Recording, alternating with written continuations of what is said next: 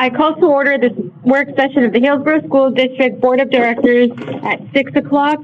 Our first item of business is to discuss budget development guidelines with Superintendent Ryman. Chair Pantoja. Before we start tonight, I want to give a thanks to our Nutrition Services Department for making us fancy lasagna dinner, part of board appreciation. I want to wish happy birthday to Mary Kay Babcock, who's here on her birthday evening to celebrate with us. My sources tell me that's true. Is that true? Wow. I suggest we sing, but you don't want to sing in front of a choir teacher. Thanks. And lastly, thank you to the members of the Budget Committee for being here. Welcome to this process.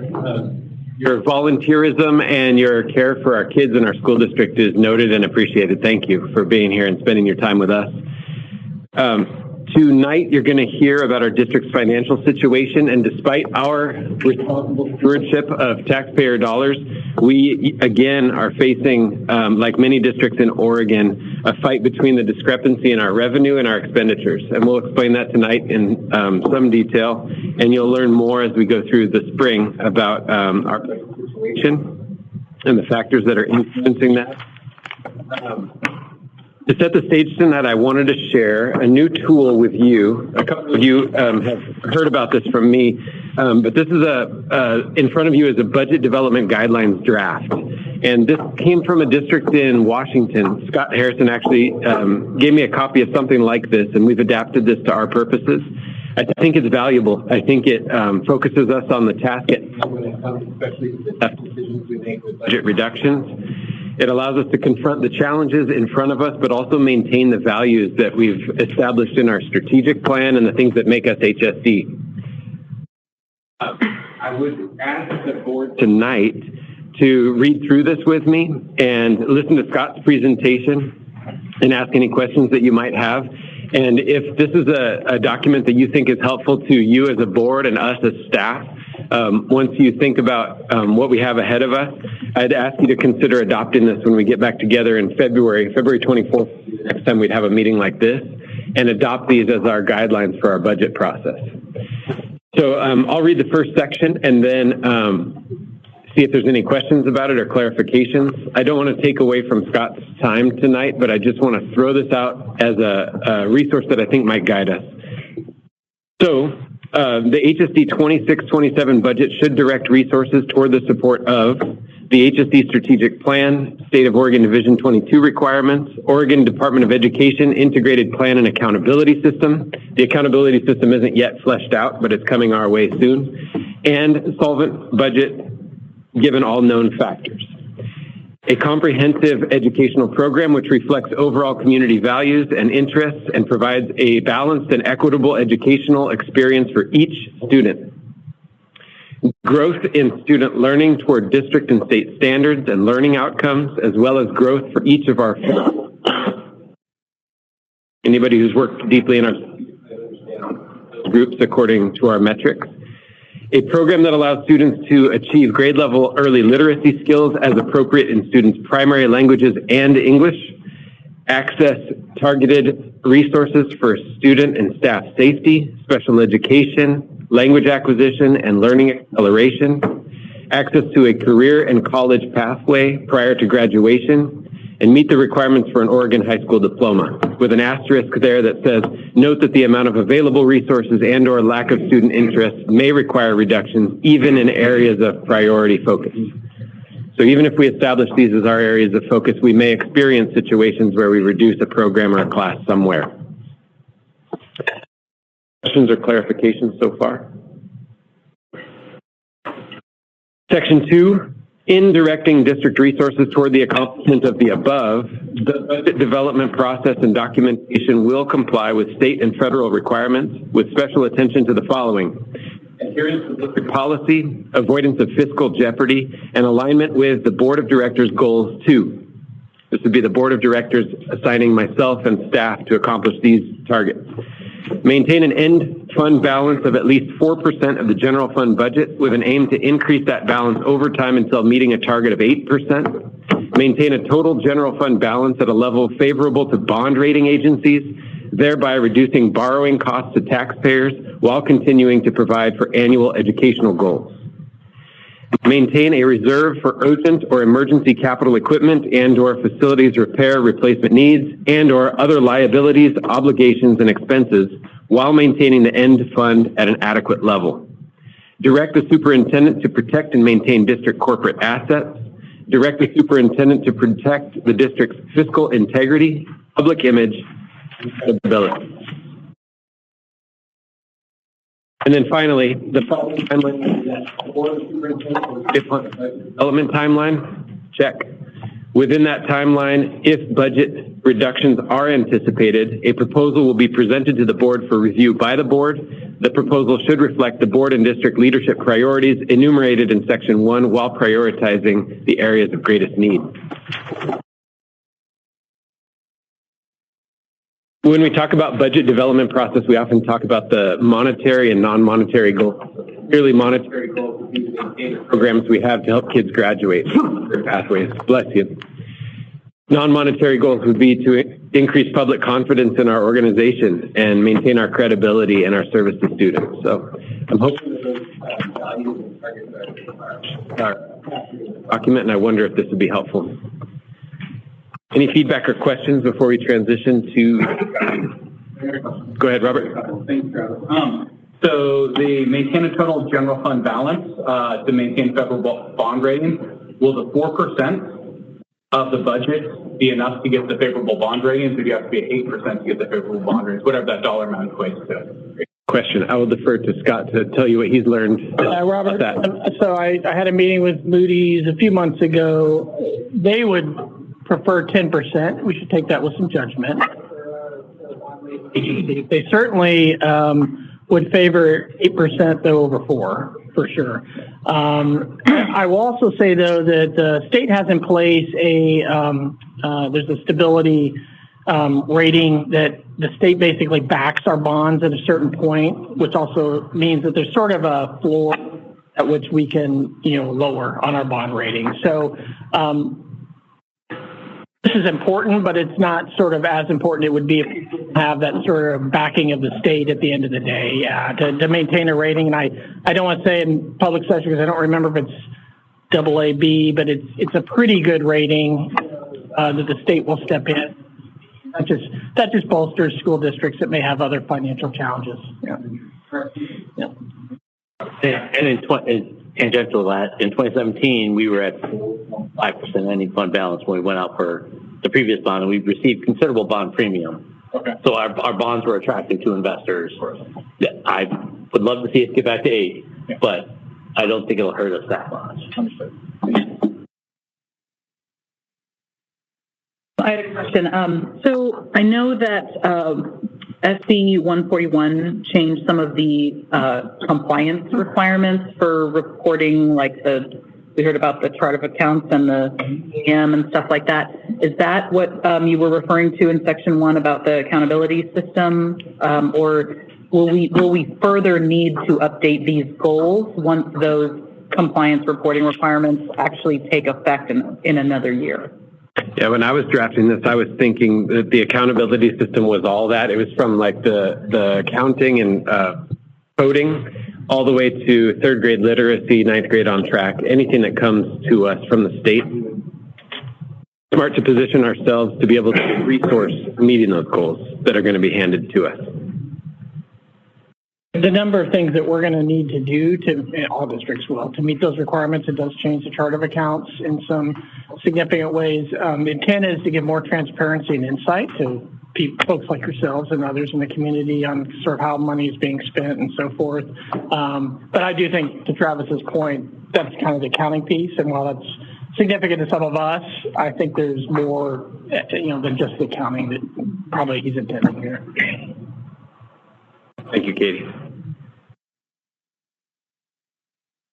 All right, thanks for hearing me out.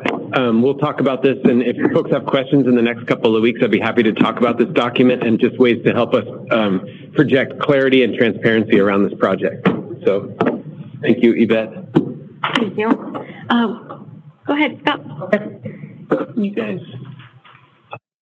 Okay, again, welcome everyone to our first budget development update.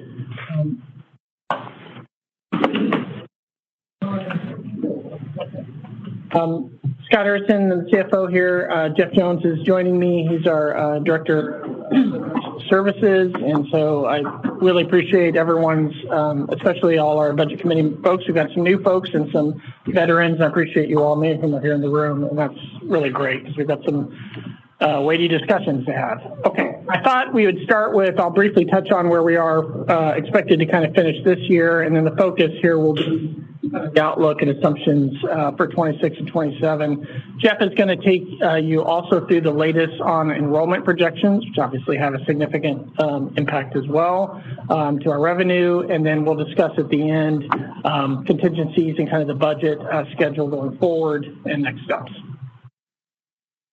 Okay, so for this year, we do expect the budget to be in balance. And candidly, that's largely due to the reduction in activities that we took, approximately a year ago in anticipation of where we could be. So those were very challenging. I know they resulted in a tremendous amount of movement of staff and positions and rebalancing across the district, but they were quite necessary, and they have allowed us to finish this year with the budget in balance. Additionally, we're going to actually have a small amount of savings, I expect. We've implemented expense controls very early, really since the start of the year, to help us because we saw kind of what is coming, and I'll talk more about the nature of structural deficits and why this kind of seems to be a recurring challenge here in the next slide. But some of those things included things like, very careful kind of assessment on discretionary expenses like travel and things that, could be potentially either set aside or scrutinizing sort of attendance of things like that. A big one was we made an adjustment to how we're investing short-term and medium-term cash in some of our assets. We're getting a better return on those. We changed vendors in that space as well, and we just have still a very conservative strategy, but we're just getting a higher return. That's helpful because it helps on the revenue side of the equation. And the other thing we've done is we've been proactive where we've had some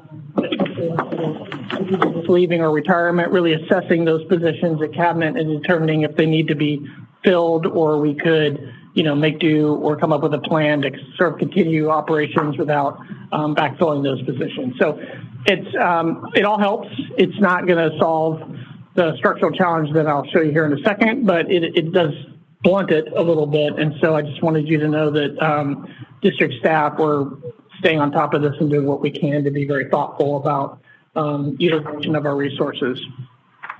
Last thing, because many of you will see it, and I know many of you already know of it, we did see our local revenue, our property tax collection spike significantly this year. That occurred because of the expiration of the SIP, primarily on Intel's facilities and equipment in this area. But I always have to remind folks that for school districts, because of the way the state school equalization formula works, basically any gain on property taxes is offset with a reduction in the state school fund. So it will ultimately washes for us. It's a net neutral kind of impact at the end of the day. That's very school district specific. It would be a different scenario for the city or the county or others that might also collect property taxes. But for us, while it looks favorable, the reality is there's an offset the following year. And in fact, Jeff and I have already made adjustments to the school fund because that's, the ethical and right thing to do when you know that you're going to get a higher collection to mostly adjust for this, and then we will finalize that adjustment next year. So I just wanted to address that because you will see that spike eventually in the numbers as we publish them. Questions on current year before I move to the outlook? Okay, so this is what we're sort of seeing as we look into 26 and 27. We do remain in what the term I like to use is a structural deficit. And what I mean by that is, and this is specific to the general fund, it's really when recurring, predictable revenue and expenses are mismatched and you have a gap between them. than the revenue to cause the deficit. And, you know, maybe the starting question is, why does this keep occurring? And quite frankly, so we are seeing a revenue growth of approximately 5.6% a year. You may remember the governor's biennium budget was around 11. We're pretty much in line with that. Expense growth, though, is tending to trend more something at a number closer to 9% a year.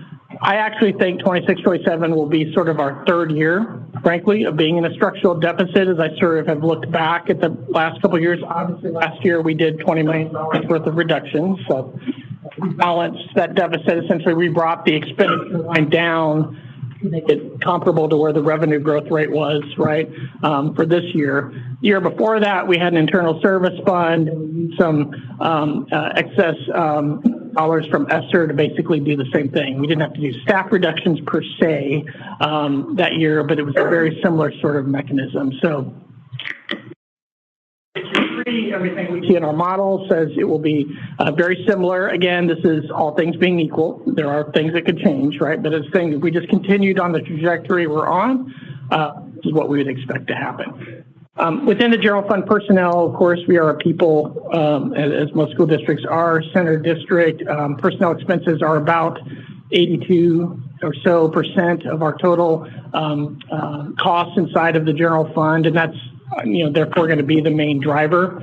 The math you can kind of see, the general salary increases, roughly 5%, but, you know, 4.75 for licensed admin and super tech categories, 5% for classified, but essentially the same. And then we see on average a 3% step. Actual step slightly higher than that, but not everyone gets a step. So we tend to model at about 3%, which is historically pretty accurate. On top of that, we had for this biennium, a 6% PERS increase due to a shortfall in the actuarial liability. The state treasury makes investments, and sometimes those don't perform to the sort of targeted level, which was the case in this past cycle. That difference has to still be accounted for, and it gets pushed on to employers, and in our case, it's district, right? So we have to actually make this up, and it's a direct cost that we have in payroll. So if you kind of add, let's say, roughly 5 plus 3, and then that 6% actually does come all at once. They don't smooth it, but we'll say sort of just to keep it annual, 3-ish%.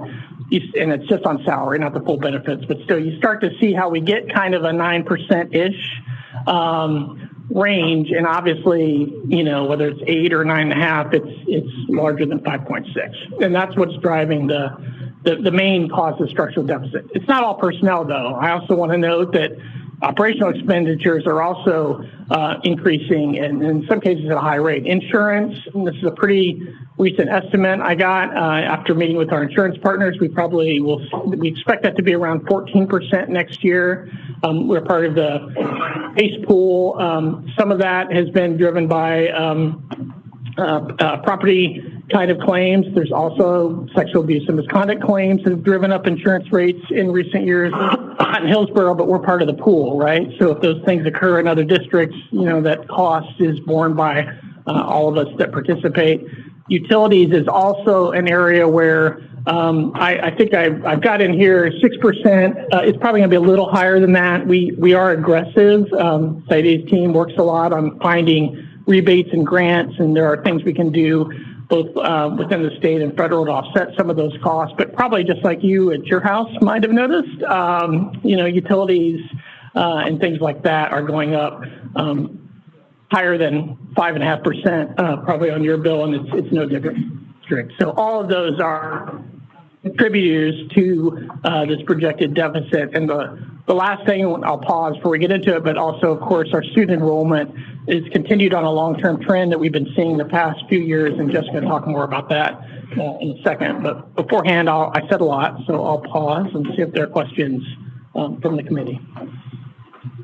Scott, we can follow up on this, if it's a lengthy conversation. It's something I discussed with Michelle in years past. I just want to, so the step increase portion, that could be an increase or a decrease in cost for us, depending on if the subsequent years class of teachers in the aggregate are more or less experienced than the previous year's class in aggregate. So it can't go up forever every year because eventually everyone will be at the top of the step and everything would have to eventually go down. So that represent a perpetual every year increase. I understand the point you're making. The other corollary, though, is, of course, eventually you have folks that maybe don't get a step because they're at the department, but they retire, or, you know, and you have new people come in. So the funnel kind of refills. But you are correct, Patrick, in that it can adjust a little bit. So we use a 3% in our model, which we know is pretty close. But some years it might be technically 2.7. Another year it might be 3.2. It depends on the population who's actually getting the step in a given category, right? Yeah. It's always just struck me as you could model it as, you know, whatever put one as value everyone being on the bottom step, and whatever the multiplier 2.5, where if everyone's on the top step, it's always going to be somewhere on that. So it can't go up.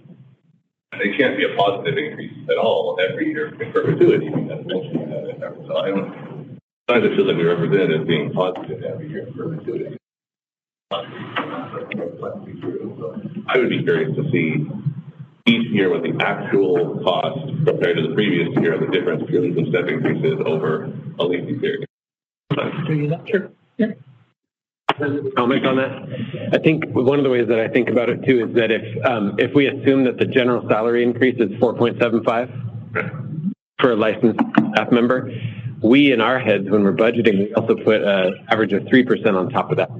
And so that's the difference between looking at just the cost of living increase, or GSI we now call it, and GSI plus the step. And sometimes we don't consider the step as part of the salary increase. That quickly gets to 4.75 plus 3, 7.75. Or if I know that 60% of our licensed staff get a step of 4.2, that takes 7.5 up to 8.95. As a salary increase. And that's where I think that this contributes to the discrepancy between a 5.6% revenue rate increase and then our expense. So that salary benefits and step add to the salary increase when we talk about how we budget for our compensation. Don't forget the PERS, actuarial liability, because that's additive. Also, I realized I talked about the extra liability. I included this third bullet on PERS just because not everyone understands this, and I think it's important to know. Right now, our blended PERS costs are about 24% of our salary costs. It's a very significant number. PERS is an amazing benefit. It's not value judgment. That's just the math, so people understand that. And as we see those actuarial liabilities, tend to, when they do come in and there's a shortfall, that's raising over time. And there is predicted to be, by the way, another actuarial liability expiring. I don't worry about that for tonight. That's something that we're watching very carefully. How over time those costs are eating a larger and larger percentage of our budget. And I don't want to put Audrey too much on the spot. Maybe you don't remember, but there was something in our recent bargaining where a metric had flipped, where it was either step, the number of people getting step or not getting step, or experience. What was it that had flipped? We had more. Historically, in the past, we had more people on the top of the salary, on the top. Bottom of how you look at it, yes, at the top of the pay scale. And then now it used to be about 60% of our staff were topping out in their salary range, right. So they wouldn't be getting steps that year. Now it's reversed, and about, I think at the time when Michelle ran it was about 40% now. Yeah. So there are more people getting step in our district than we have historically seen for a while. Yeah. It is just something that we stack. When we took a look at full total compensation of each employee, that just continues to be a factor. But it is a pendulum that moves. Yeah, it goes back and forth. Back and forth. Yeah, good memory. Yeah, that's a good point. Okay, any other questions on the outlook? Let's chat about it. Yes, this chart will look familiar to those last year. We got to look at it. And just kind of comparing with what the prior years was, we're still of a decline. Based on the estimates I have going right now, it's about 7% decrease through 2032. That would be like a total of about 741 kids over that span. The percentage is about half of what it was last year, the way things have been trending, where last year was about 1.3 and it's looking at about negative 0.7 right now. And part of that reasoning is this chart is going to look a little different if you compare it to last year's. The amounts are going to look like they're higher because I've added City View into these numbers as their enrollment impacts what we get as well for our ADM. So I have added those in there so the numbers will look a little bit higher than they may have last year, but still on a decline. But their increase slightly offsets it as they have gone up in students. So, but also, like I've talked with Scott before, everyone in the state's enrollment is declining. The state is allocating more dollars to the education system every time. So the cost of that, the money we're getting from the state per student continues to go up, right? So it's not like our declining enrollment is a one-to-one example of us getting less money, right? We have fewer students, probably need to dedicate fewer resources to them because we have fewer students, right? We have smaller kids in a third grade class or whatever. And when the state allocates $200 million to us, our costs are going up faster than our expenses. That's the thing. The declining enrollment revenue is still going up. There's a red herring in this thing, right? Like our revenue goes up every single year, but just not as fast as our expenses. Dollar amount. Even though, total dollar amount and revenue per student goes up every single year, even as our student enrollment declines. So it would go up at a higher rate if we had more students. Sure. We would get more money overall. My aunt would be my uncle, right? Yes. Our revenue is not declining because we have a declining enrollment. Right. In a absolute sense. It feels like that's not really a huge factor in our budget deficit problem, but we keep pointing it out. I think the mismatch I said on the prior slide, revenue versus expense, rate of growth is definitely the primary. But as you said, there are things besides even revenue with students, also just on facilities, staff, there's some other considerations. So it's part of what we like to talk about. Yeah.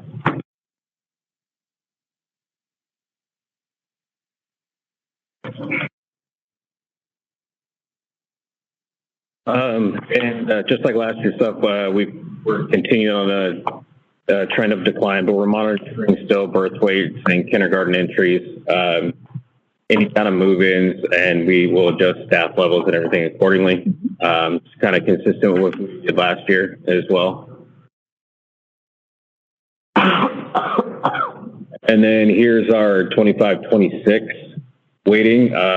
So the 22,671.3 is our 25-26 ADMW. However, that's not really what we're using for the current year because you can use the higher of your current year numbers or your prior year numbers. And since we had more students in 24-25, we actually have a slightly higher ADMW amount. And that will probably continue into next year. So we'll probably be using this as our 26-27 estimate. What's ADMW stand for? So the ADMR that's up there is basically our overall enrollment. It's an average daily membership. Yeah. And so for the ADMR, that would be like our total student count that we're estimating in the district. And then you can see there's students in EL programs or on IEPs, students in poverty. They get different weighted percentages on top of the one. And so ADMW is the average daily membership weighted. That totals up everything, including all of our students with special needs. Poverty gets another 0.25 on top of the one. And so that all adds up to what our total amount is.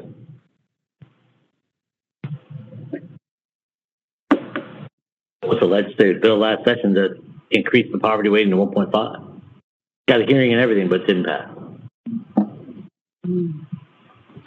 I do have sitting here, we're using 23,148 for this year's ADM calculation.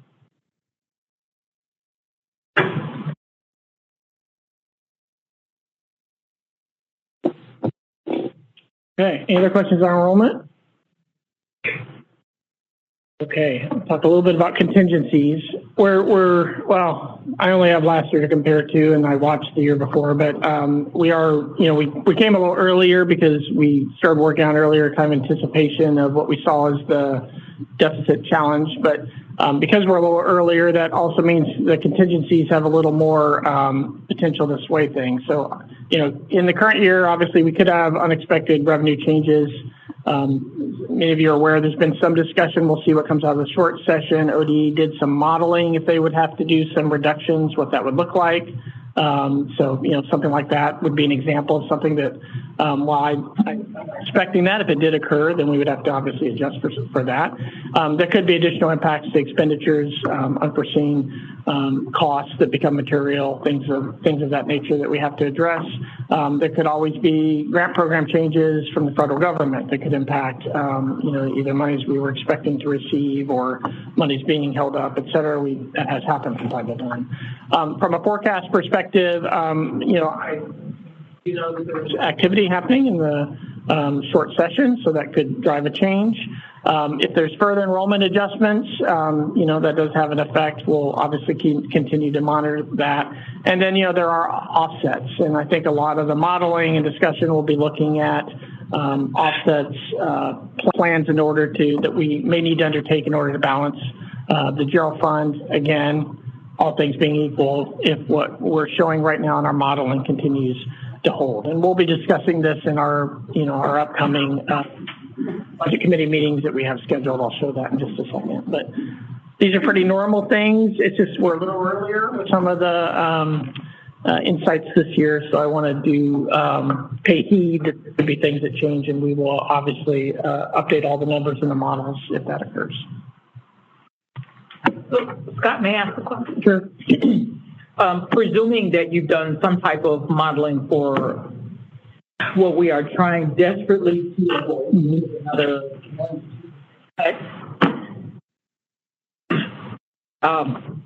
what does that look like? Well, it's a difficult question. I'm not equivocating. It's a difficult question to answer in this sense. We're certainly going to consider lots of different options on the table. If we were to solve this only with reductions in staff and nothing else, we didn't use any reserves, we didn't use other one-time offsets or so forth, again, and this obviously depends on the staff totals and so forth, but we're probably in an order of magnitude of somewhere between 70 to maybe 90 to 100 staff. And again, I have to answer questions like, are we considering other options like days of school, et cetera? So that's why it's a complicated answer, but it's probably somewhere in 70 to 100, I would say. Just if we were just going to go down and our only tool in our toolkit was to use staff. That's not our only tool in the toolkit. That's not the approach we're even leading to, but it has to be a scenario we plan for, obviously, if nothing else comes to the table. That's probably the best answer I can give you right now. Yeah. When we say if we use reserves, we as a district, we use the emergency fund. No, we don't really have any reserves. Well, we could always go below 4% if the board chose to do that, of course. But I'm just saying any kind of offsets that come through, whether it's something that we decided to reduce our own reserve balance or something that comes out of legislative activity. Yeah. So whether the legislature does anything in the short session or not, we are likely faced. So we cut last year based on the legislature promising us this 2-year budget. We've used up the first year. I doubt that will change because we're already 3/4 of the way through that. Based on what they told us to expect for 26-27, we anticipate a budget shortfall based on that number.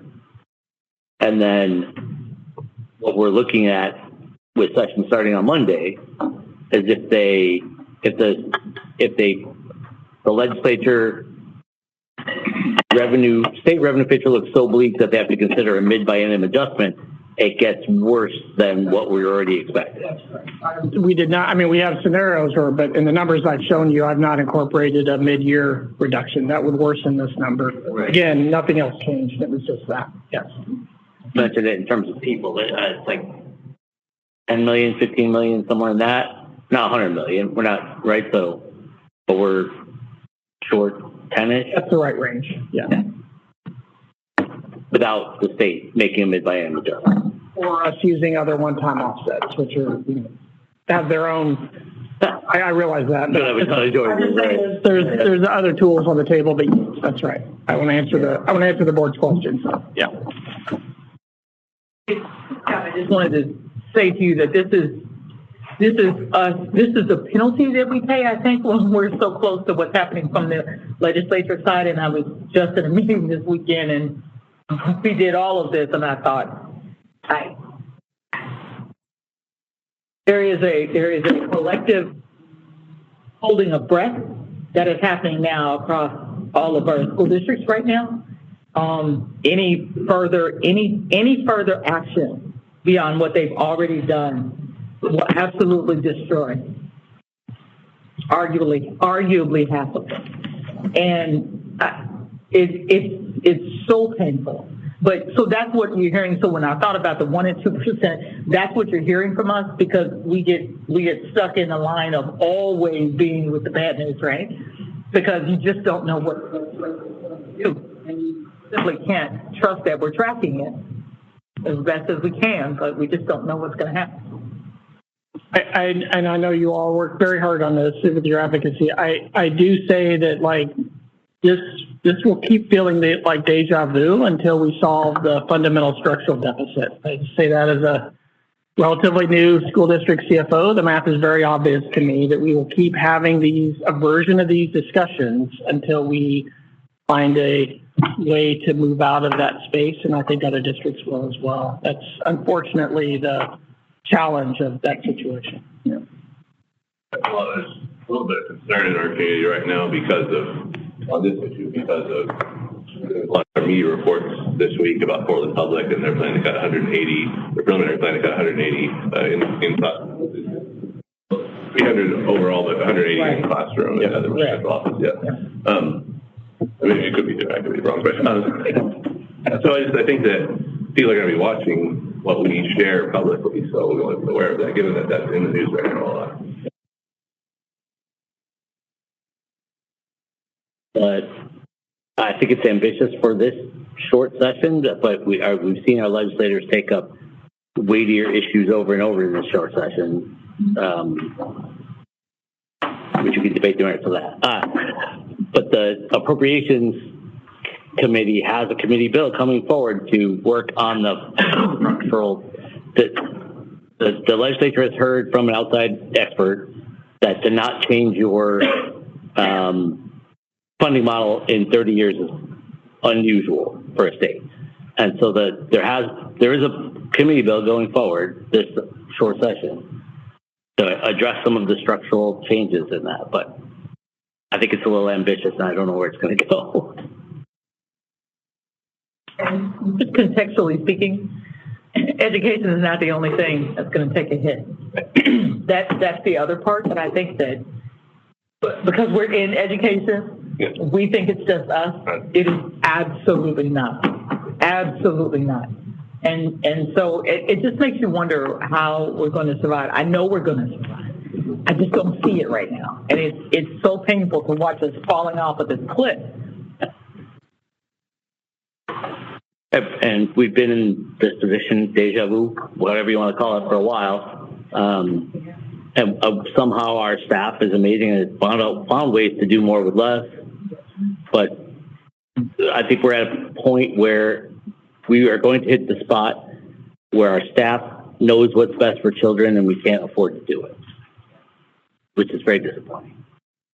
I understand exactly what you mean about always feeling like it's bad news at this budget time, but of course it's only because there's so much good news happening that it feels bad that we have to, because we're always telling the great story of as board members, we're always telling the great story of our district, of the career, how we're making such progress with career and technical education, how we're having these reading coaches, that's really meeting our strategic plan little by little, inch by inch, to get the early literacy up. So we're telling these great stories, but it feels at budget time a little sad because we're feeling like we have to tell our community, well, it may be that we can't do quite as much. So the story might not be quite as good as we know it can be and we know our students need. So I try to keep optimistic that way, but I agree with you that it is budget time always looks a little sad. I'd add to some of the strategies that we've used to meet our goals, like our graduation rate. If we're cutting graduation coaches at our high schools, then we can predict that those successes will be diminished. So those are the things that make us scared to be able to promise the optimism and deliver on it with our strategic plan. So I appreciate you staying optimistic, because I'm hopeful about I mean, we have to. I think we have to do this work with optimism, but we also have to be realistic about our resources matching our goals. And right now, they might not.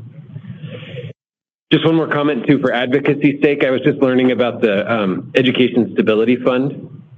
It's at $1.26 billion right now, which is close to its constitutional limit. I didn't catch what the limit is, what the ceiling is on the Education Stability Fund, but that's a fund that is activated through the governor declaring an emergency and getting a supermajority vote from the legislature.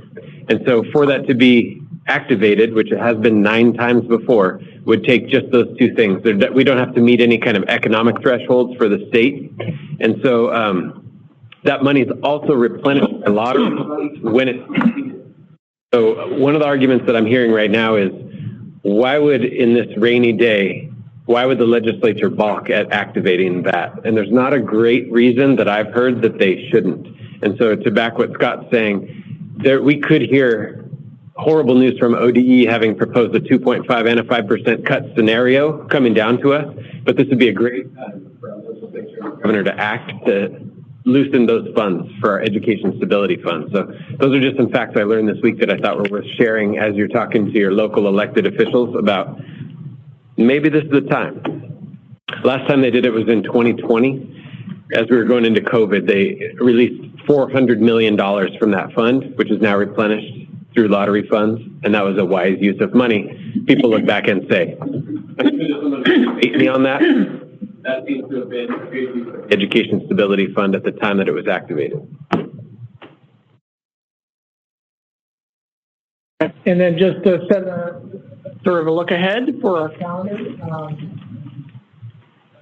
a month from now we'll be back. We'll talk about the investment plan. We'll have some revisions for you. We go into a little bit more depth in some of the funds.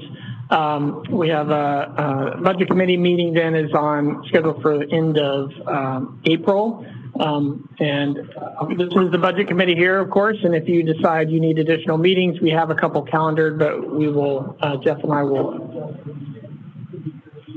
on that, and assuming that out of the budget hearing and the meeting, that budget were to be approved by this committee to the board, then the board would have their final adoption on 6/16.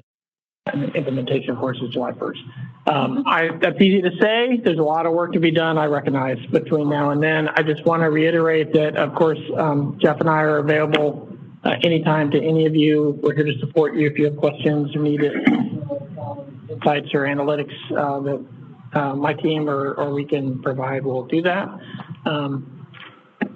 Any other questions? That's what we had for tonight. Yeah, one. Travis, if that rainy day fund is opened up, do each school district get the same amount? Is it based on head count? Is it based on needs? How do those funds get divvied up? Oh, no, I don't know how it happens. Anybody here? Pretty sure it goes by the state revenue fund or state school fund formula. So gotcha. Whenever we hear about the 10.8 billion or whatever the overall allocation is, we know we're 2% of that, something like that. Probably raise the pool and then follow the formula. Yeah. 2.4% of whatever though. So if it's $400 million that they unlock, then we would get 2.4%. Although it'd be unlocked to fill a hole, so we wouldn't get anything additional, probably, right? Yeah. It would just fill the gap. And if you want to preview, next Wednesday, 9 a.m., 8 a.m. will be the state revenue forecast. So part of what the legislature is dealing with is the structural deficit created by the big, beautiful bill. HR1. HR1, thank you. Yeah. The fact that Oregon's tax structure is tied to the federal tax structure. So on the plus side, Oregonians will be paying less tax and more money in their pocket. But it means that when the federal government reduced the tax rate for everybody, it reduced the tax rate for Oregonians as well. So it created $800 million hole. They think with the second most recent forecast, it was down to about 4 something. So depending on the rate at which the economy is growing, which we've lost 25,000 or so jobs in the metro area, a week from tomorrow, we will get the best picture we will have before the legislature will act based on the information they get a week from tomorrow. So if there continues to show a large structural deficit in Oregon's budget, there will be mid-biennial changes, which are rare but can happen. And that's when I think we would be advocating for them to use the rainy day fund because it's raining, in my opinion. Yeah. What I learned is there are 2 or 3, back me up on this, there are 2 or 3 different reserves that the state has. One of them is loosely referred to as the State Rainy Day Fund, and this one is the Education Stability Fund, which is the one that has no economic triggers associated with it. It's a governor and legislator activated account. And so for sake of clarity right now, I've stopped using the word rainy day fund and started using Education Stability Fund so that folks know what I'm advocating for, if that helps. Yep. But yeah, there are 2, right? There is the rain. Yeah. There are 2 that are education specific too. Yeah. So. Any other questions for Scott or Jeff? Thank you. Thank you for your presentation. And we will now recess this work session at 6:46 and convene in the boardroom at 7. The Hillsboro School District 1J Board of Directors regular session is now in order. And we will begin like we always do with the flag salute. This way. The choir. I pledge allegiance to the flag of the United States of America and to the republic for which it stands, one nation, under God, indivisible, with liberty and justice for all.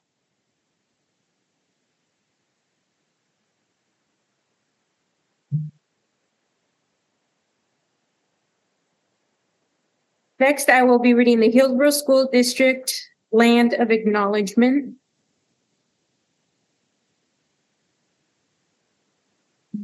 As we gather here today, we would like to take a moment to acknowledge that our district service area is on the occupied traditional homelands of the Apaliti Indigenous Peoples lands within Washington County and the state of Oregon.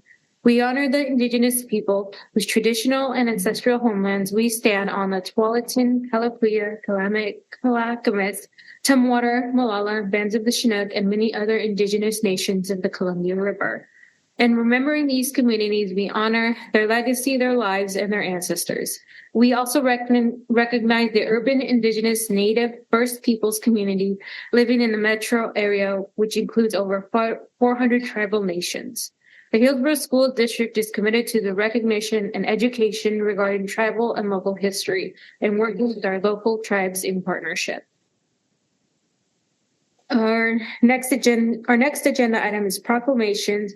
We will start with Superintendent Travis Redmond.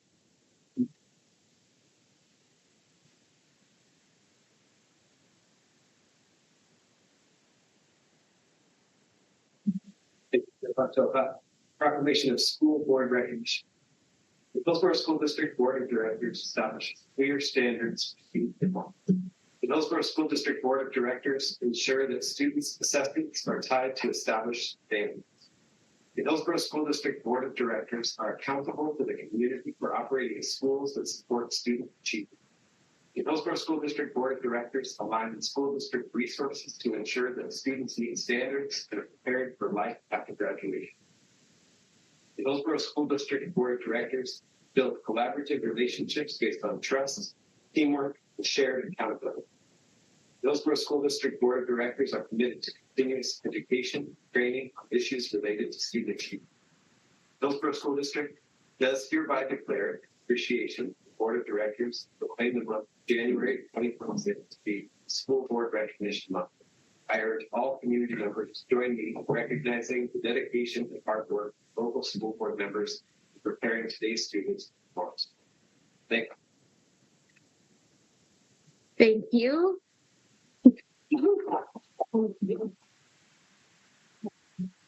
Our next proclamation is the Black History Month proclamation read by Director Thomas.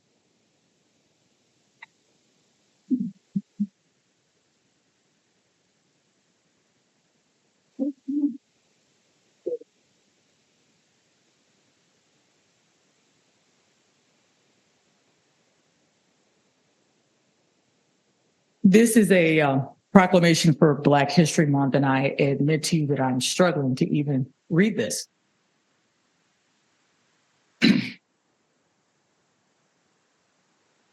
Why am I struggling to read this? It's because that for the first time in my 60 years in this earth, that there's a possibility that this month can go away. There's a possibility that Martin Luther King Day won't be a holiday anymore. There's a possibility that just showing up in the face, in the mask that I carry will no longer be appreciated.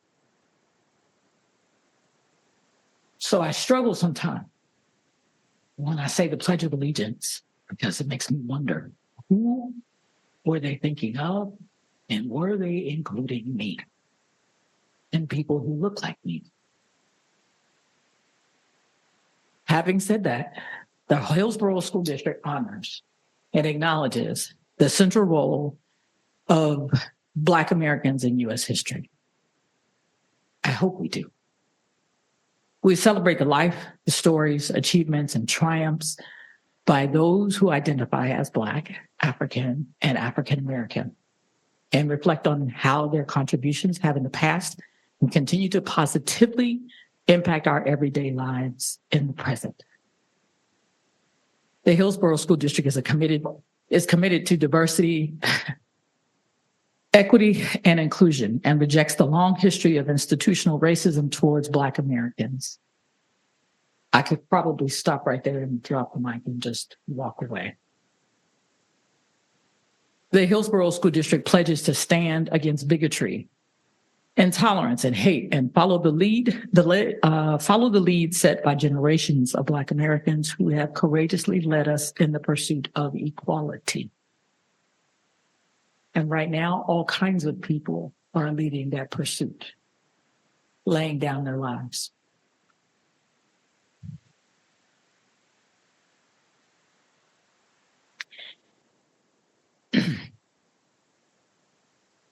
The Hillsboro School District has been enriched. I hope you believe that. And I just want to say it again, but the Hillsboro School District has been enriched by the diversity of perspective and experience of our Black community members and our white community members and our Latino community members and all of our community members. Diversity means so much more than just the color of our skin, who have made valuable and long-lasting contributions to our district. The Board of Education of the Hillsboro School District do hereby proclaim the month of February 2026 to be Black History Month, and we urge all community members to join us in recognizing the many contributions and achievements of Black Americans and Latino Americans and white Americans and Native Americans that have led to the development of prosperity in our community. The next time you think of the Pledge of Allegiance, just imagine if you wore a different mask, if you presented different. As I head to our nation's capital on Thursday, I wonder and I question whether I will be welcome in the face, in the mask that I wear. But please know that this voice will not be silenced. If I go to jail, I'll let you all know, I promise. But it would be for a good cause. I've never been there.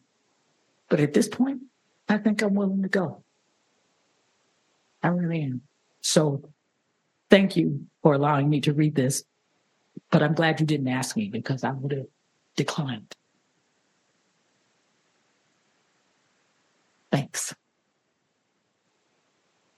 Thank you, Director Thomas. Our next proclamation is the School Counselors Week read by Director Mark Watson.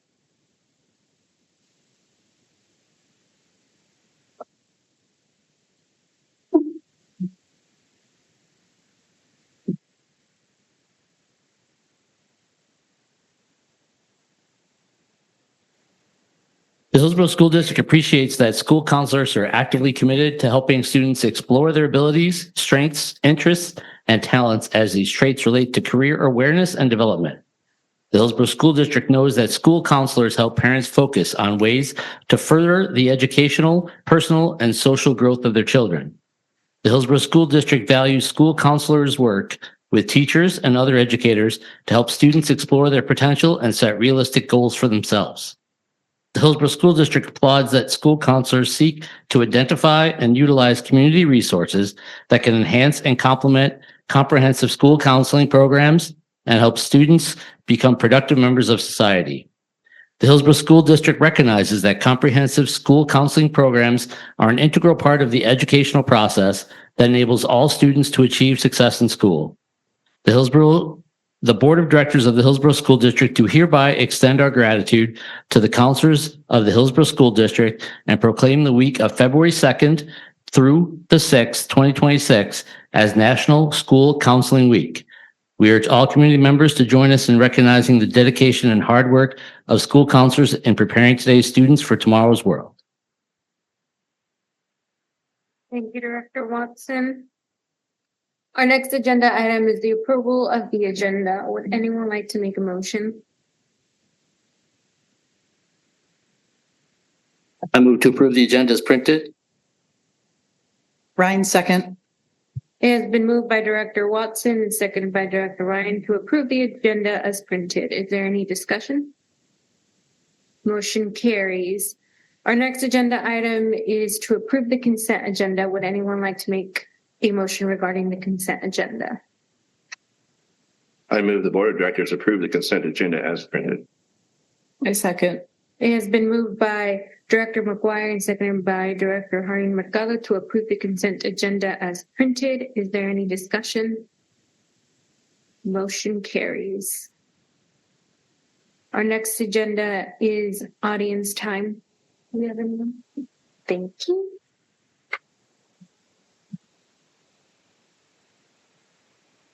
Our only report is the financial report with Chief Financial Officer Scott.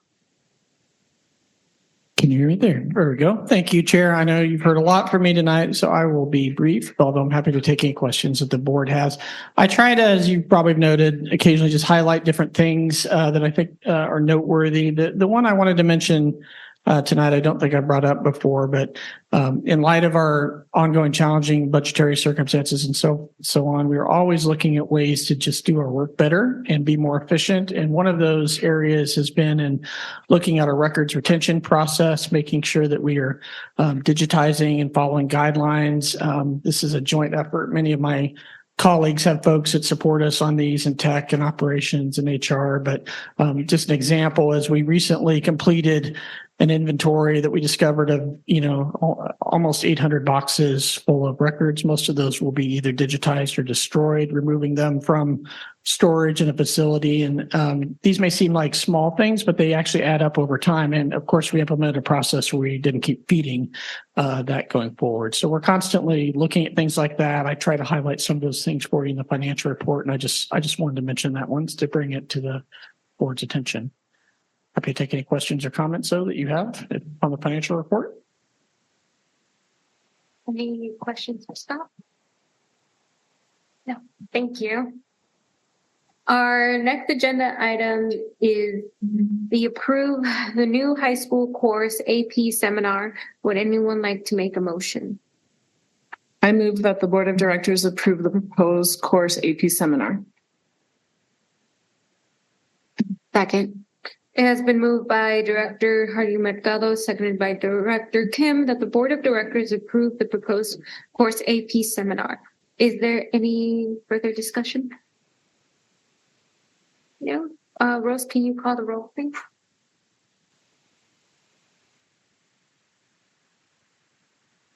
Sorry about that.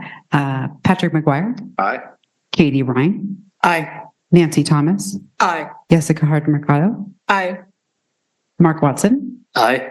Yvette Pantoja. Aye. Sheehan Kim. Aye. Motion carries. Our next agenda item is to approve the new high school course pre-AP chemistry. Would someone like to make a motion? I move that the Board of Directors approve the proposed course pre-AP chemistry. I second. It has been moved by Director Kim, seconded by Director Ryan, that the Board of Directors approve the proposed course pre-AP chemistry. Is there any further discussion? I don't have any discussion, but I wanted to thank Brooke Nova for her work with the Community Curriculum Advisory Committee and the instructors who brought these two new AP courses to her desk, and also acknowledge that I know I sent you a number of questions on these courses and you answered them all really thoroughly and really promptly. And I really want to thank your effort there. Thank you, Brooke. Rose, can you call the roll, please? Patrick McGuire. Aye. Katie Ryan. Aye. Nancy Thomas. Aye. Jessica Harden Mercado. Aye. Mark Watson, excuse me. Aye. Mark McGuire. He's not voting. He's not voting tonight.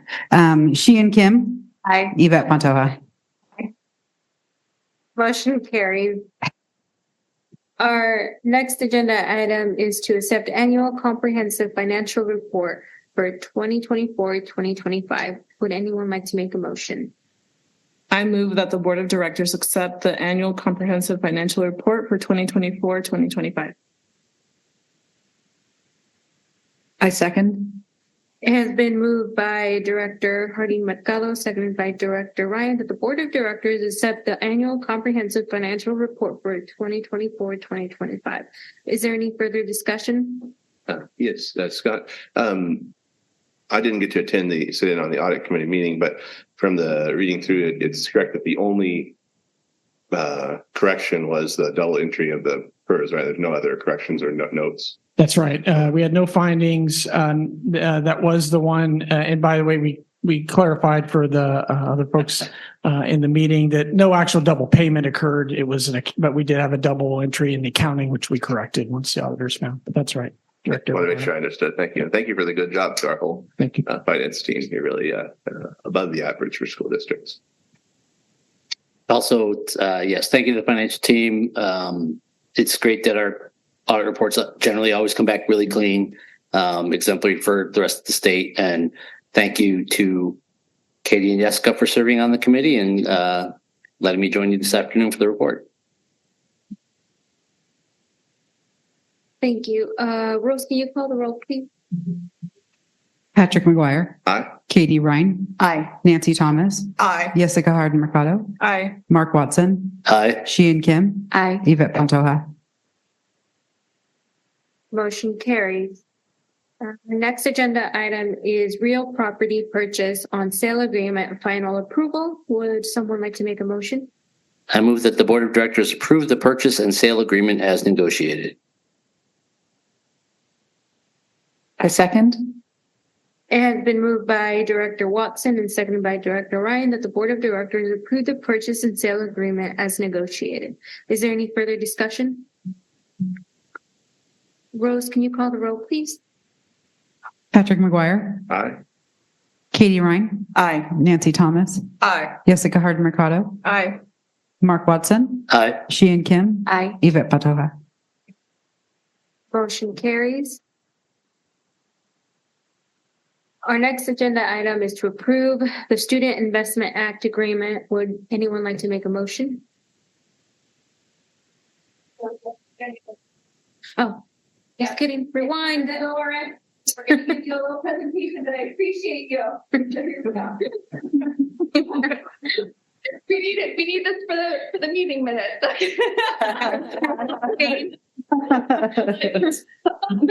So it is true that late October, Beth and I would give you the annual, the annual strategic plan and integrated program update. What happens is that, oh shoot, maybe I'll have you do that with prayer. Okay.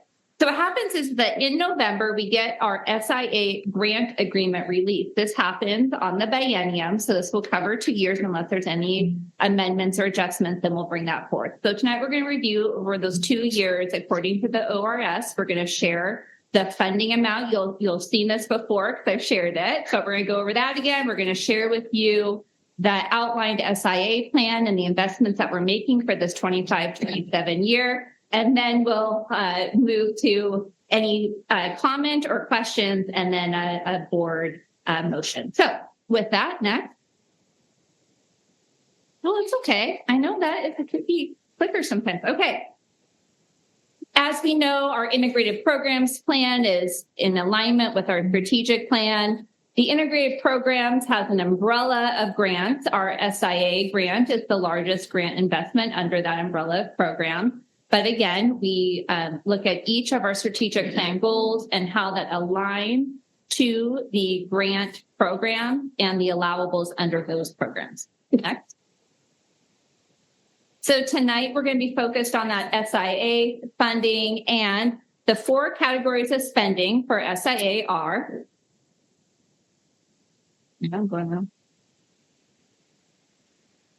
class size, instructional time, well-rounded learning, and student health and safety. So we're going to review with you the amount of funding that we have for those 4 categories and the specifics under each of those buckets that our SIA plan has investments under. Scott. I feel the pressure.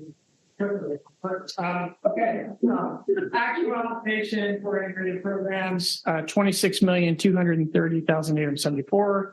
Forecast is about $1 million more, $27,269,385 for 26 and 27. The SIA breakdown for those, while these, and I feel like I say this each year when we review these, while those 2 pie charts do look comparable and largely are, there are some shifts in between the buckets. We'll talk more about that in a second between the 2 years. The other notable factor is that expenditures primarily in the area of staffing costs do increase, of course, each year. So even that has occurred like this year, even when some of the FTE has been adjusted downwards. Okay, I did notice, and I apologize, I noticed this today, but I have the numbers that in our zeal to fit this in, we might have lost 24 and 25, but I'll tell you what those numbers are so that the board has the full picture. The main thing is that what you see is there is a shift here occurring in buckets. So 24-25, the overall amount was $19,528,000. And the trend you see going from 23-24 to 25-26 and then onward has continued, which is specifically, and Brooke will talk more about this on the next slide, we see that our allocations into class size and class road reduction have come down slightly, but you see correspondingly increases in student health and safety, increased instructional time, and well-rounded learning. Let's look at that. So this is the detail to what Scott was just going over, and how we get to that is through feedback. When we start our integrated programs planning and look at each grant, we also go through a process of what we have invested in before, but also what are our administrators saying are top priorities, the feedback that we get from Fran-conducted family group sessions last year when we were asking for feedback on what's the most important to them, through our community survey that takes into account staff, student, and community and family feedback, the sessions that Travis does going out to our high schools and asking for student feedback. So as we take all of that into account and we look at the plan, we also look at those buckets of spending investments that we can do. And so here are the detailed breakout between class size, instructional time, well-rounded learning, health, and safety in those specific areas. Next. Also, as we know, the alignment, again, of the integrated programs to our strategic plan is very important, but also how are we best serving our focal group students in those areas as well? And so that is the call out of our focal student groups connected to those specific goals, with always the focus of increasing the rate of academic improvement of our focal group students. Next. We see this framework quite often when we present, but also the accountability pieces doesn't just happen when we do that biennium planning. That is a ongoing quarterly process of feedback and looking at data and hearing that also through again, those surveys and feedback loops that we have. Next. So where you will find the SIA agreement is linked on our HSD website under the Integrated Programs Annual Report. So you'll find that link for public view, and just wanted to point that out. And with that, we go to any questions or comments that you may have, and then go to a motion for our board. Any questions for Brooke or Scott? Nope. Being the old man who happened to be around when the student investment account passed in 2019, it's more of a comment, not a question. I remember at the time us testifying in two different hearings. People went all around the state. The Joint Committee went all around the state hearing feedback. And I know now, most recently, the state, during the interim, had a committee meeting where they essentially concluded that the student investment account is just considered part of the funding formula for education. I would suggest that when we advocated for it, the intent was targeted specific needs of students, and not. But almost immediately we realized, because of the lack of funding in the general fund, we were going to have to use student investment account dollars to backfill the general fund. I remember the first time I brought that up, somebody told me, shh, we're not supposed to say that part out loud. Now everybody just says it out loud, and it's common knowledge. And so much to the point, so much so to the fact that I think the state even declared we funded at QEM level because of that, this most recent, and it's just not true. So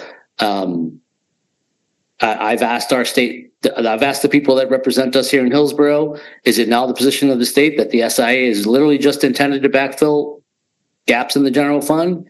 And I have not gotten a good answer to that question. I hope that's not the case. But as someone who was here when we advocated and passed for that, they were supposed to be targeted specific funds for improving areas that they had heard commonalities around the entire state, student mental health, a lot of things. And we are just filling holes in the general funding formula with it. And I don't think that was the intent that the legislators had when they passed it. I do appreciate, so on the other side, kudos to the state for somewhat streamlining the application process. It was very cumbersome the first year, maybe even the second time around. It does seem like we're able to leverage some of the things we're already doing to serve multiple funding grants or grant applications. So I appreciate that we have streamlined it a little bit. So I want to at least give props where they're deserved.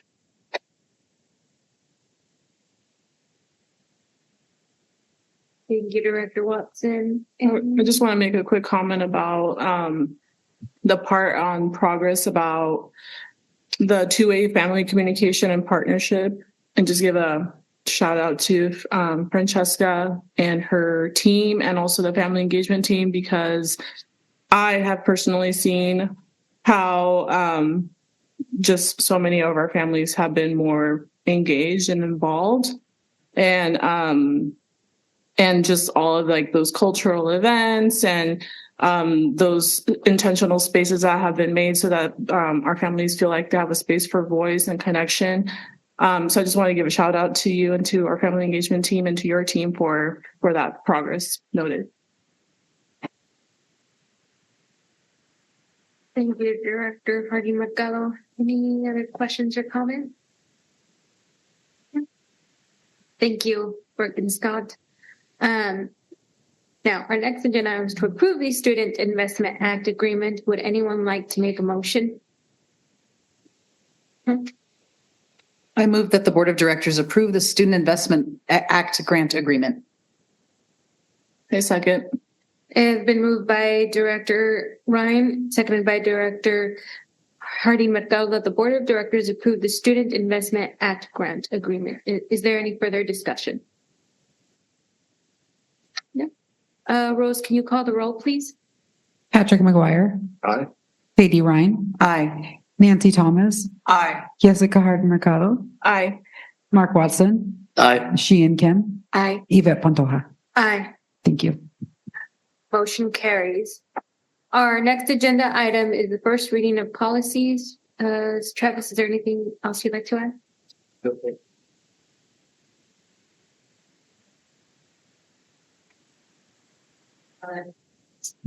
I just want to thank Director Hardin Mercado for the conversation that we had and the collaboration discussion for the milk expression policy. Thank you very much. And I'll just say thank you to you and Rose for listening to me and having patience. And I felt very heard from both of you. So thank you.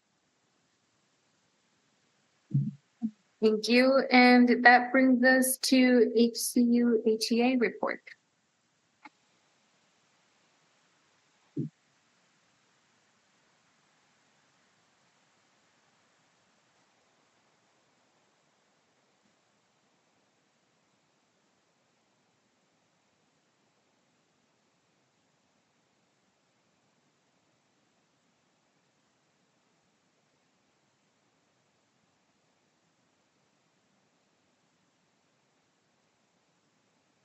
Good evening, Chair Pantoja, Vice Chair Kim, fellow board members, Superintendent Ryman, and administrative leaders.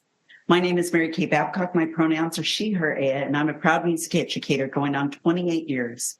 It is an honor and a privilege to serve as the Hillsboro Education Association president. This evening, I want to share how I deeply believe in the power of partnership and collective voice. As we head into Oregon's upcoming short legislative session, I welcome the opportunity to work alongside you to advocate for the funding our schools urgently need. According to the Oregon Education Association, Oregon schools have chronically been underfunded for the past 3 decades. This is due to regressive tax policy and legislative priorities that have favored corporate interests over working families. The consequences of those decisions are now impossible to ignore. Across our state, districts have cut positions, community college tuition continues to rise, and educators who remain are being asked to do more with less.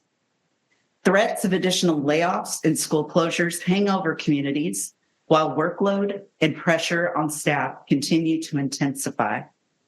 At the same time, the state is facing compound financial pressures, rising PERS cost, increasing expectations for state-funded programs, and the uncertainty around the federal funding disconnect have all collided into a perfect storm. Educators and other public employees should not be pitted against one another in this moment. We all want safe roads. We all want accessible health care and safe communities for our children to grow and thrive. This is not just a rainy day. It's pouring outside with no end in sight, like the atmospheric river we just experienced recently. After hearing the budget presentation shared at the last HSD school board work session, it is clear to me that Hillsboro cannot sustain additional cuts. Fewer educators and support staff mean larger class sizes, more split classes, and less individualized support for students who need it most. For example, if we advocate for lawmakers to lift the SPED cap, like we did in the long session, this could bring significant new resources to schools statewide, allowing districts that have been reduced to a skeletal crew to add staffing, reduce class sizes, and better meet our students' needs with fidelity. It's time to open up those state reserves. OEA members from across Oregon are organizing to demand fully funded schools. On Thursday, February 5th, OEA will rally at the state capitol, and then we plan to share our stories directly with lawmakers. We are calling on legislators to reinvest in public education and stop balancing the budget on the backs of students, educators, and working families. I want to acknowledge that this moment also extends beyond budgets alone. Recent events nationally have created widespread fear, particularly among immigrant families and public workers who serve on the front lines in our schools.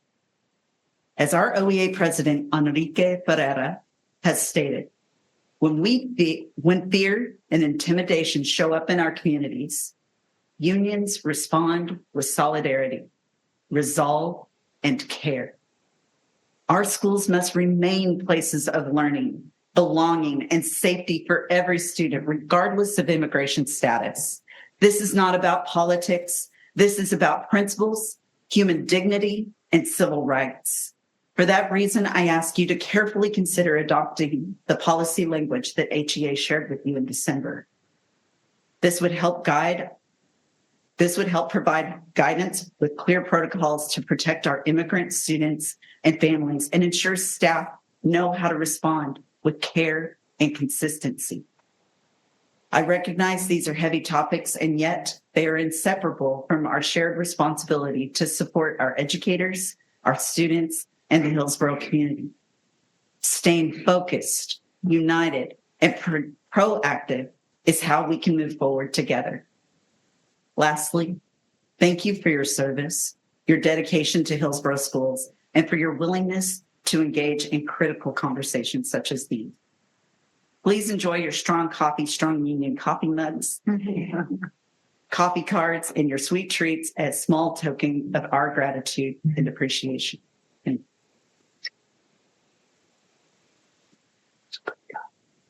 Thank you.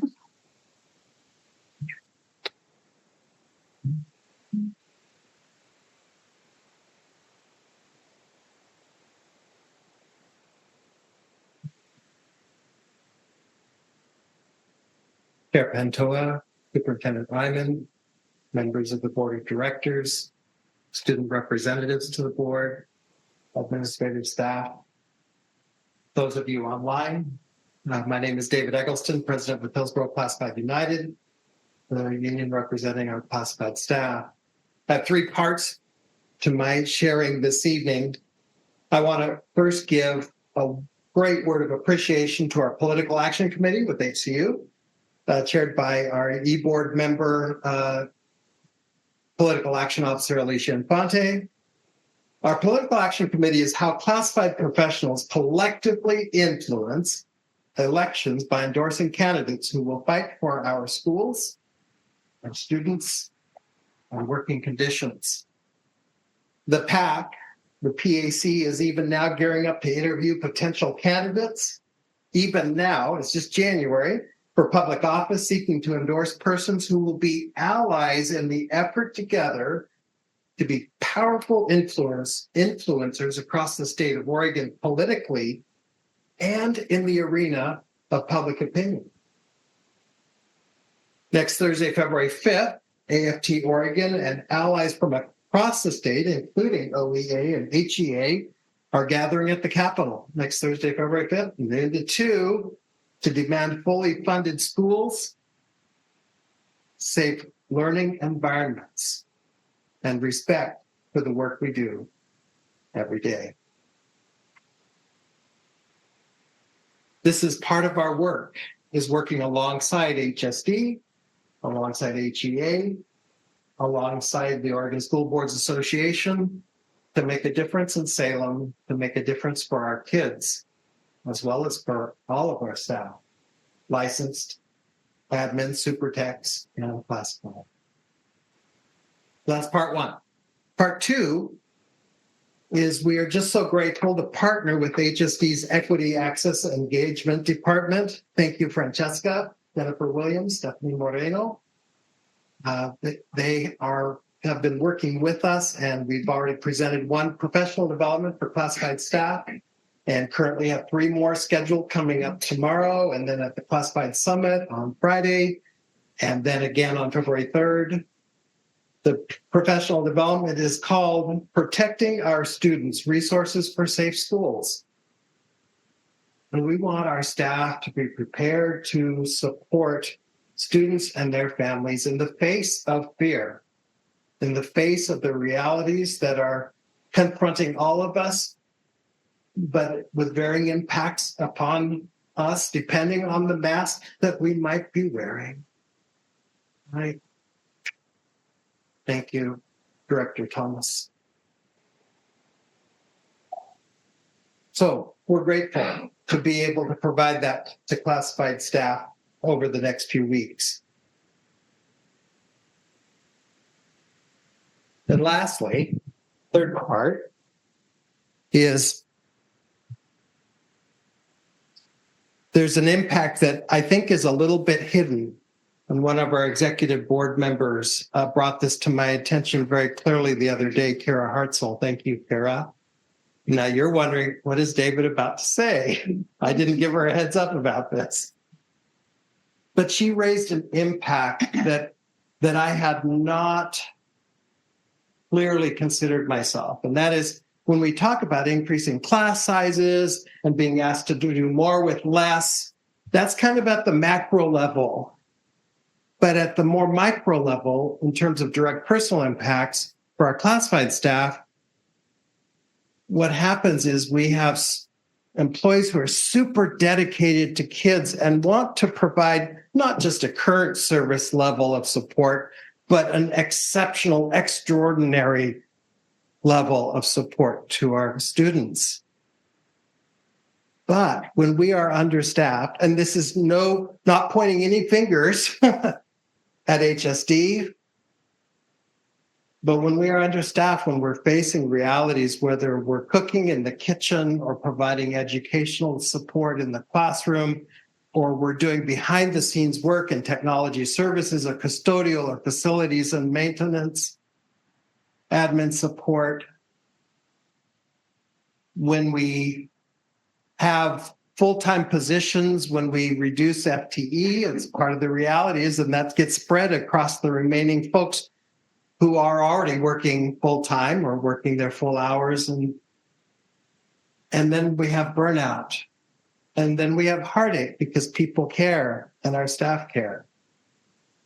And so for all of us here, I would invite the board, administrators, super techs, licensed, and really classified staff as we all look at one another because it's facing all of us to have a level of empathy and compassion, especially in the atmosphere of fear and the economic realities, the social realities, the political realities that we are walking through every day, to have that empathy and compassion for one another as we try to all provide an exceptional level of service to all of our students. So we might support one another. And I would put out a plea to support our classified staff who are in the trenches, along with everyone here. Thank you very much for your attendance tonight, in person or online, and for listening to all of the hard work of all of these fine folks that are present here tonight. Thank you. This brings us to discussion time, and we'll start off with our student representative. Jocelyn? Oh my, that's loud. I just wanted to say coming here and seeing all the gifts and the appreciations, and most definitely the letters, is the sweetest and happiest I've been this whole week. And I really, really appreciate all the appreciations. And I'd like to give a shout out to, again, I know Rose gets a lot of appreciation already, but she deserves more. She works so hard and is always contacting us and keeping us in the loop when we can't attend. But thank you so much, Rose. I would also like to say thank you for all the gifts. That was incredible. It felt like Christmas again. But I also want to give a big thank you to Katie. And I swear I did not plan this for the appreciation meeting. It just kind of ended up there. But I want to say thank you. I know we're switching mentors, but I had an amazing time with you. You've been the most amazing mentor I could have asked for my first term here. You really helped me get settled in, feel welcomed. You are amazing. So thank you so much.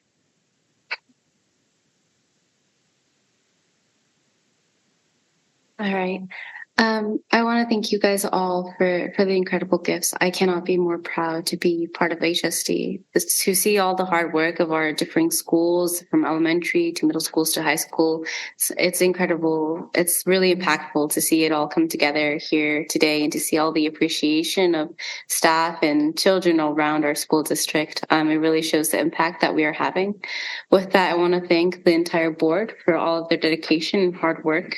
This year it definitely has been a tough one, while it be economic or socially. It's been a year, and so I want to thank you guys all for staying so strong and for supporting our community and to continue in the endeavor to move forward with hope and to move forward with optimism and to move forward with reality. With that, I also want to talk about some exciting things. I wasn't able to announce to the board until now, but I was accepted into Yale University on a full ride.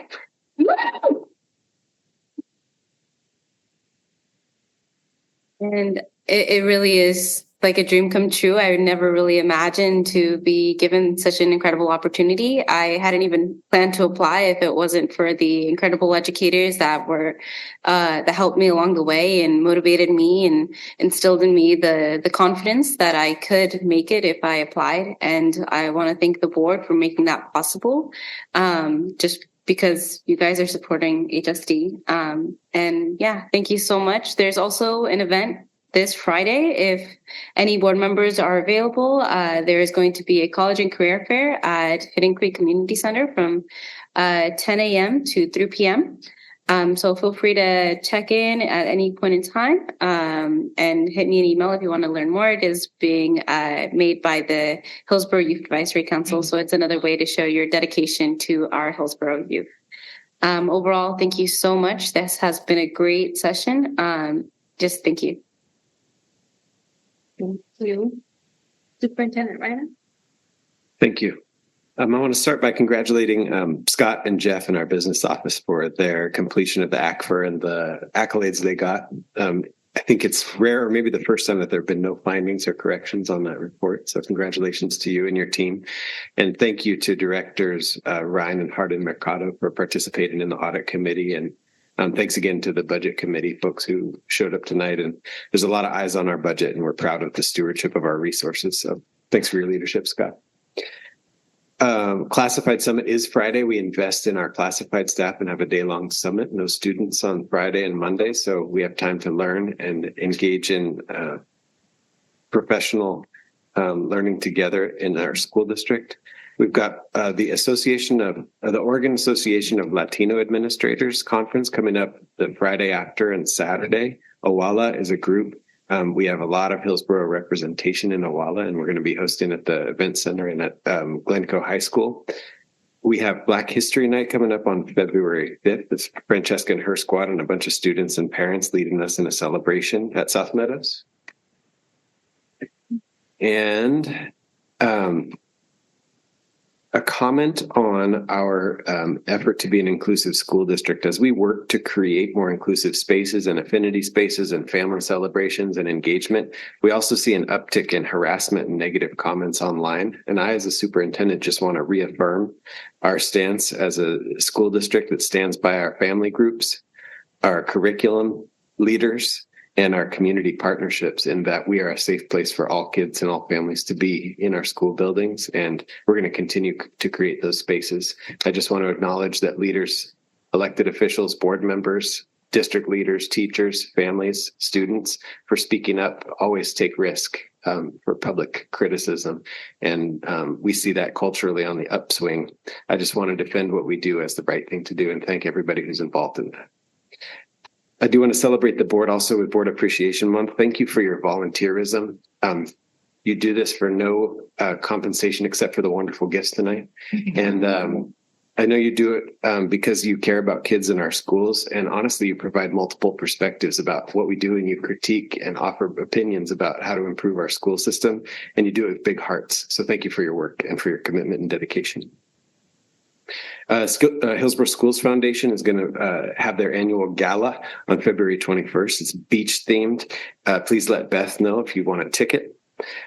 And finally, Nicole, I am so proud of you. And when I read the hot news thing, I thought, amazing. I also thought your comments were so humble and modest, and I want you to know that because of your talent and drive, you deserve all the good things that are going to happen to you. And I'm really proud of you and cheering you on. So thank you for sharing that tonight. Thank you. And now to board, Director Watson. Thanks. Yeah. On board appreciation, whatever day, I just want to express my gratitude to the community for allowing me to continue in this role. Maybe past my expiration date, but doing all right. And thank you to Rose. I think Rose takes it upon herself to manage all this stuff. I appreciate everything from all the schools. If you see me outside of the boardroom, it's not uncommon to see me in one of these shirts that have been given to us. It's the staple of my wardrobe are all the shirts that come to us at this time of the year. So much so that my wife is like, "What's this bag?" I'm like, "Well, I have the first half of the year stuff, and those in the bag haven't come out yet. So some will go in a bag, and you'll see them in the second half of the year." Thank you to the Nutrition Services Department for the wonderful meal upstairs. That was it's always great when they call all the stops, and I finished my last cookie just a minute ago. So thank you to Nutrition Services for bringing food in for us. Looking forward to the HSF auction myself, or gala, the 21st of February. Hope all my board colleagues can attend. It's the first time we haven't had to dress up in a while. So beach theme, it's going to be pretty great. Although I will say the last time I didn't have to dress up, another board member convinced me to dress as a scarecrow. So this is like the first time in a while where I think I'll just be very casual. Maybe I could find a good shirt to wear too. I hope to stop by the fair this Friday. So thanks for the invitation and reminder on that. I think that's probably it. That's enough. Thanks. Thank you, Director Watson. Director McGuire.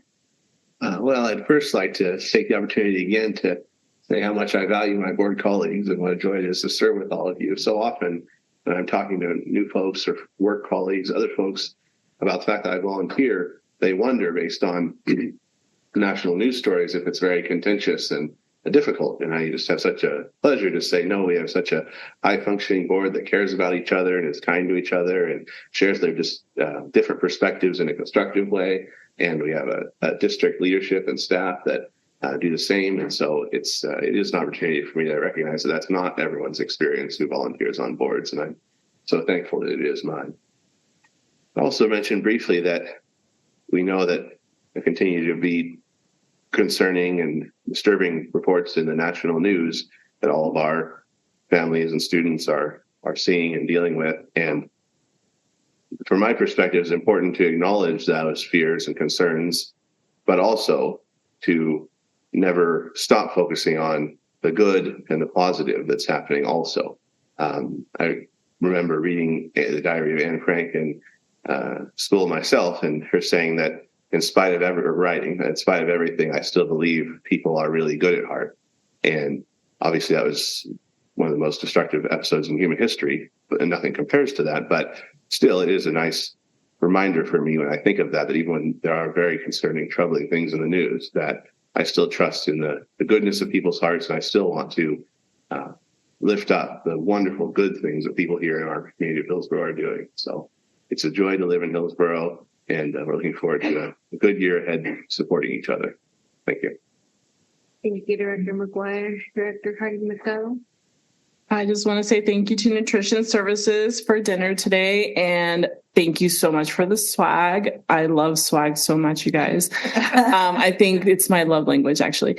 But I just wanted to also say, it helps me feel more connected to each of our schools and our students and families in school. So thank you for everyone that chipped in, and Rose for getting it all beautifully set up here. I took a picture and video, and we'll probably share that out to everybody. And I just wanted to say to Nicole, congratulations. First of all, that is amazing. I'm not going to lie. I cried when I read the article, but specifically where you were giving advice to students. That really touched me so much, because I wish I had that when I was in high school. And I'm glad whoever told you, mentored you, pushed you. I know you put a list of people's names there. I'm sure you left out so many more, but thank God there's people like that in your space. And I know that you're going to do the same for others because you're just so motivating and inspirational. And if you haven't read that article, you should read it and share it to all students because what Travis, you said about her being so humble is so true. But the advice that she gives, I wish I had that. And I hope that every student in high school hears that. So thank you and congratulations. Thank you, Director Harding-McDonough. Director Thomas? I'm going to say thank you to Nicole because you just gave me that thing that I can hold on to that reminds me why I sit here, that reminds me why I break my neck and do all these crazy things. And my family keeps saying to me, why can't you just sit down and be a normal individual? And my response is always, I don't know what that's like. So here I am. This is what I do, but thank you. And I need you to understand, this is, my God, I'm so proud of you. And I know I didn't have anything to do. I know I didn't. But I'm so proud on so many levels. Because when you get there, when that door opens, that gate to that community, you walk in with your head held high. You don't take any from anybody. You hold your ground, you hold your voice and enjoy because you deserve it. And there's so much more coming your way. I am so happy for you. Thank you for letting me hold on to that. I'll get through all of the bull crap in this country right now to know that you are going to Yale for free and working your butt off. Because it's not going to be easy. But thank you. And all the other thank yous. I meant that too. Thank you, Director Thomas. Director Ryan? This is a really wonderful way to celebrate my first School Board Appreciation Week. Thank you to every school and team that contributed. Thank you to Rose for organizing this. All of these lovely gifts and comments for us. Also would love to thank all of my colleagues here, starting with our student representatives. The three of you have a lot of commitments in your lives, and making time for this is just shows me how much you value this school district and the education that you're getting, but that you want to contribute to other students who are going to be coming after you and to share your opinions and your thoughts. There are 2 days left in the semester at HSD, and I'm sure you have a lot of finals and a lot of work to do. And Hazel just started a brand new term of very, very full with classes. So, and all three of you are navigating post-high school decisions right now. We know what Nicole is doing.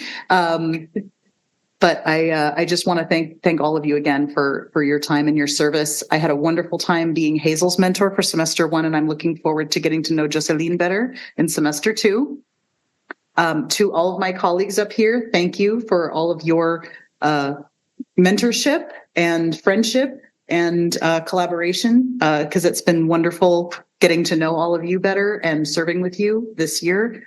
Thank you especially to Director Thomas for your honesty and candor in your comments this evening. Thank you for reminding us that it's no time to take our eyes off the ball. And I really appreciate everything that you said.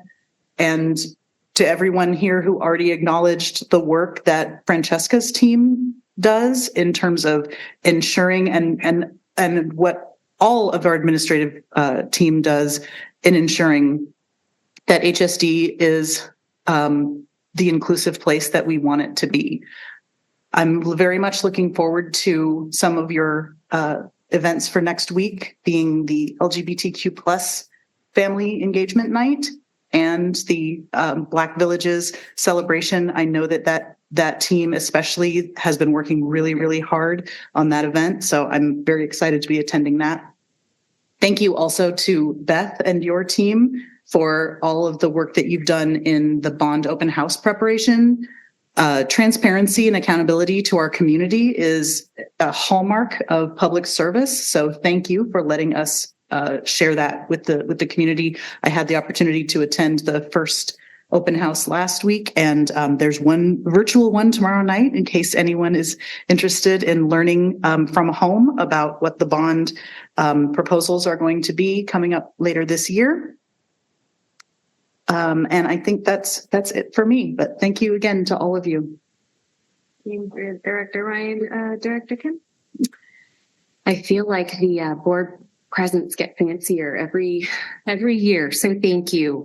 It truly does feel like Christmas again, and I know my girls will be excited with all the little goodie bags, and they fight over which water bottles they get. And I actually use some of the t-shirts whenever we do paint activities, and it's just huge on them, but it works out really great. So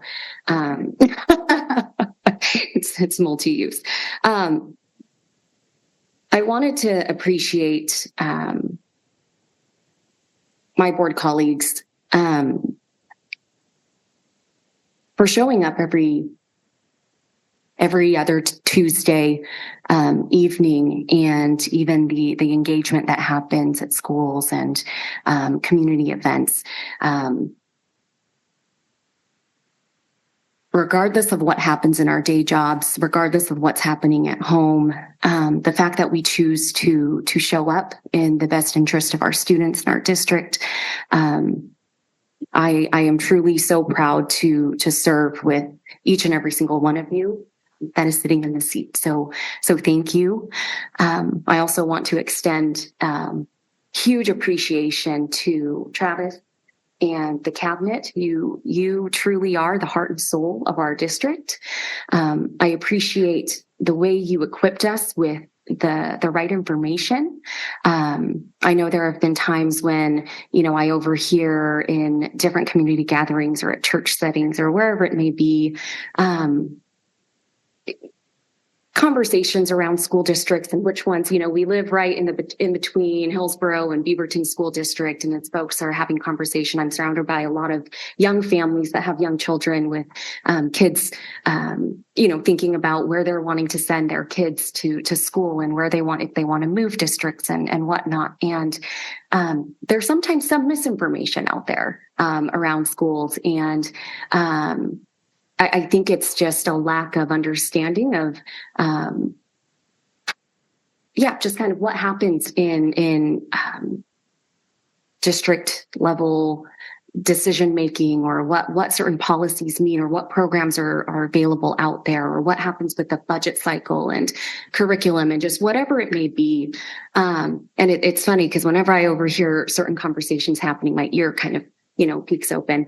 But it's been really exciting in those settings to be able to stand firm on the knowledge and the information you all have equipped me with as a community member and as an elected official, to be able to enter into some of these spaces to provide some of that information, or if I don't know the information, at least pointing them to a potential resource in their district or in their community where they could get the right information, as opposed to just continuing to spread information that may not be true or complete. And so I am so incredibly grateful for your leadership, as well as the cabinet for truly doing everything behind the scenes and equipping us to be able to go out into the community to be an extension of what the district is doing. So thank you for everything that you all do. And I'm trying to think if there's, I think that's all. Congratulations, Nicole. Truly, truly incredible. And I hope that you will remember HSD, and can't wait to hear and see and read about all the things that you'll do. So thank you. Thank you, Director Kim. I wanted to begin by thanking my fellow board members and all the incredible work that you all do. And I'm always in awe of you because of who you are and how you care about our community and our students and just the experiences that you bring. I learned from you and I will continue to learn from you. So thank you for all the work that you do. It doesn't go unnoticed and it's truly appreciated. And I also wanted to point out all the beautiful signs that, schools made for us and all of the gifts and, little notes that they left for us. It's always an incredible time to, see all the incredible things that our students do and the incredible things staff do for our students in our community. I also wanted to thank our student representatives. I'm also in awe of you and just the incredible things you guys have just accomplished and will accomplish in your future lives. Nicole, congratulations. You guys truly are a unique group of students. When Mark and I did those interviews along with Rose, that was just, you blew us away. Just the incredible things you have already done and want to do and just your ambition and your passion. It just shows, and I'm just so incredibly proud of all of you three. So thank you. I also want to say thank you to the cabinet team for all the work that you do and just your intelligence and knowledge when it comes to the district and informing us in the best possible way that, leads us to making the decisions that we do. So thank you.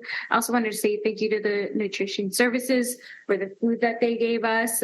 They provided for us and they cooked for us. And they also left us a note. And I just also wanted to read it to my fellow board members. It says, Happy School Board Appreciation Month. Thank you for your leadership, for thinking critically about decisions that impact our students, staff, and community. We appreciate all of the time you volunteer. That's a little beautiful note from them, and I just wanted to share that with all of you. And with that, we will adjourn this meeting at 8:10.